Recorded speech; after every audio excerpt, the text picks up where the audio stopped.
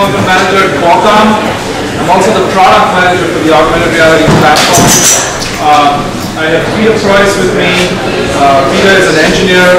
He's a Unity engineer. He's going to walk through building, using our SDK, and building an actual application with the Qualcomm Augmented Reality platform. A couple of announcements. We have another session in the afternoon, which is a hack session.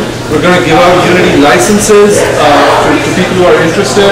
If you have a computer, you can actually, we'll give you a CD with the extent, with the Unity tool, with a license for it till January 15th, and then the Qualcomm extension that plugs into the Unity tool with that, and you can actually build the application with Peter. He'll walk you through that.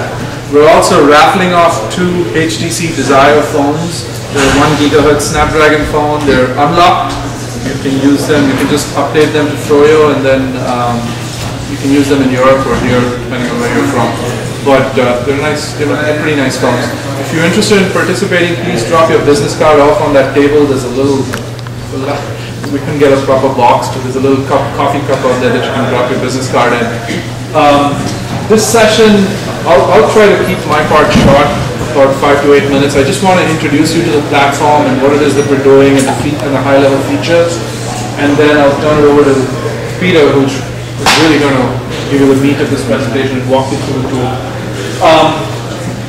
So with the augmented reality platform, our goal was to just help developers build 3D animated experiences for the real world, just as it is as easy today to build a game or an animated experience today for a virtual world.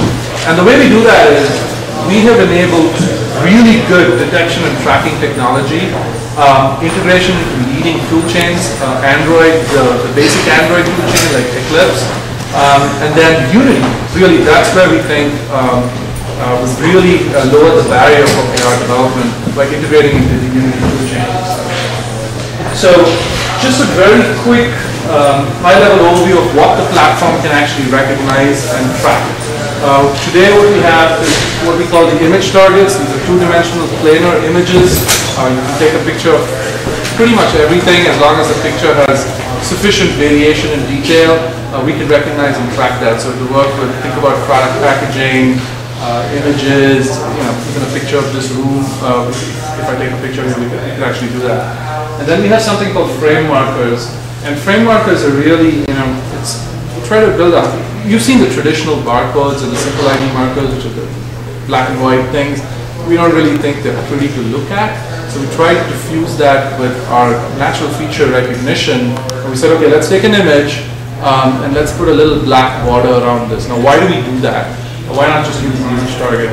The thing is, what frame markers lets us do is it can be really small and it's very computationally efficient because we just use the black border to detect. So in some cases, it makes sense. Like let's say I want to recognize a solid white wall. I can't do that with the image targets. I can do that with frame markers. The other advantage is I can use them as interactive elements in a game, as game pieces. We also have the ability to do simple 3D detection today. So simple things like simple shapes like boxes, and other shapes will come. We do cubes and boxes today, but we'll keep adding to the platform as we go forward. A note about where you can use our platform. When we say AR is a huge thing, right? There's one type of AR which is Genio and Layer, where you go outside and you can use the GPS and compass and some vision components to do recognition. We actually you cannot use our platform in outdoor environments to recognize a building. We don't support that. We just can't do it in a compelling way. What we can do is talk about these near field usage environments, where you're trying to recognize something on a table, a floor, a wall, or a retail shelf, or a product shelf. That's where you can use our platform effectively. Interactions are important to sorry. Is this tied to Qualcomm chipsets, or will it work with Augmented or etc.? That's a good question. It will work on all Android 2.1 devices and above.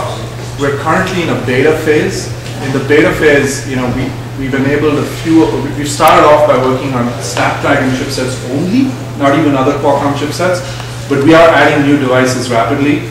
And then even during the beta, we'll start enabling some non-Qualcomm chipsets, most notably, and I actually have a slide on that, the Motorola Droid 2 and the Droid X will start working. And by the end of the beta, when we've ironed out all the kinks and optimized it really well, it'll work on all 2.1 devices. Of course, depending on the performance of the hardware, the application's performance will also vary. Not all chips are equally built, even within the Qualcomm family. You have lower-end chips like the 7227, which run at 600 megahertz, and then you have all the way up to 1.2 gigahertz, I think, in the latest Snapdragons. So that's the same thing for all chipsets. So you're going to see variations in performance, but generally, in the Snapdragon class and above, and similar chipsets from our competitors, it will work pretty well. I think of talking about interactions. Interactions are very important for AR, right? What makes AR unique? So we try to enable a couple of those. One is through the frame markers that I just talked to you about, and the other is something called virtual buttons, where it actually lets you interact with the actual physical object. So the advantage of frame markers is because they can be so small. You will not design a game around a frame marker per se, or an animated experience around a frame marker, but you use it as an accessory or a game piece within a larger game. So think of the image target as a natural feature target of a game board, and then game pieces being brought in and taken out depending on the level that you're on, or the actual interaction at that point. The other type of interaction is what we call virtual buttons. So what we give today is the ability for developers to define rectangular regions within an image target and say that this is an area of interest, and when the user presses that particular place or covers it up, it triggers an event. So it's almost like it's like a button press for the real world. So if this was your target and I define something like this portion to be a button, and I actually press this with my hand or cover it up with my hand, it triggers an event. Not really sure how this is. Think of AR whack-a-mole. That's one use for this game, right? You keep playing this like this. But again, with a lot of these features, we don't really know how developers are going to use this. So we actually have something to fix that. Today you can develop using the Android SDK and NDK. The SDK itself is free. The Qualcomm SDK is free.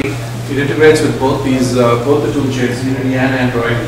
The problem is we don't have a rendering engine with our SDK. Okay, so if you're going to use Eclipse and Android SDK and NDK, and then use a Qualcomm SDK with that, you will either have to port your own rendering engine, or you'll have to write to OpenGL directly. To make that easy for developers, now that's really hard.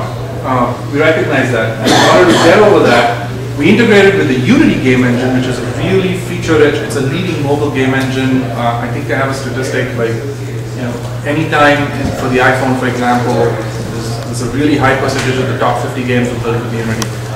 Really, really popular game engine tool that has now come to Android. So we have integrated into the Android version of it.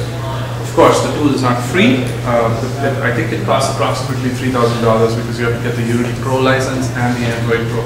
But they don't have. Usually they don't have any kind of royalty or licensing fee. So once you buy the tool, you don't have an ongoing royalty system. So it's a very popular tool with lots of apps developers. So we have been, you can download our extension for Unity either from our website or from the Unity Asset Store itself. The advantage obviously is it's an artist-centric way of building games, so you can quickly drag and drop models and you've got a game going.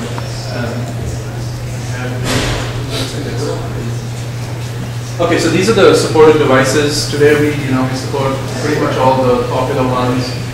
We actually already support the HTC Desire HD and the MyTouch 4G and the Xperia X10 and the Dell. So we will support the Motorola devices very soon, and then we'll add the other non-Snapdragon devices as well. Things like the Galaxy S, which is also a very popular phone, and a lot of developers want us to support that, so we'll do that. And when we get to a 1.0 release sometime in early 2011, we'll just support all Android 2.1 devices, whether it's our chipset or not.